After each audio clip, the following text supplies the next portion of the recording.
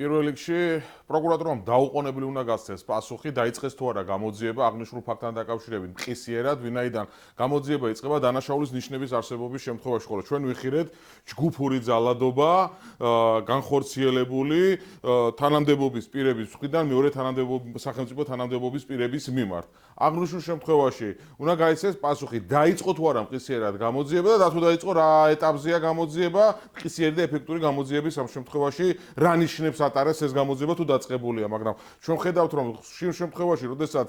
სხვა საქმეებზე გამოძიება იწყება, აკეთებენ კომენტარს და მიდის ამ შემთხვევაში, როდესაც ეს ოპოზიციის მომხრეებს ან სხვა რიგით მოქალაქეებს ეხება და მეორე კითხვა ამ შემთხვევაში უნდა დაისვას ამასთან დაკავშირებით, რომ არ ყოფილიყვნენ ამ ჯგუფურ ძალადობაში მონაწილეები,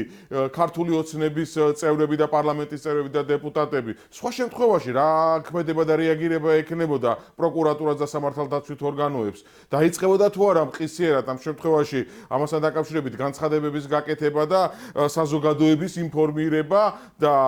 ეს კითხვა ბუნებრივია არსებობს და განსხვავება უნდა ვნახოთ ამ შემთხვევაში ქართული ოცნების წარმომადგენლებსა და საქართველოს მოქალაქეებს შორის, რომლებიც ამ შემთხვევაში რომელსაც ანსხვავებენ თავიანთი ქმედებებიდან გამომდინარე.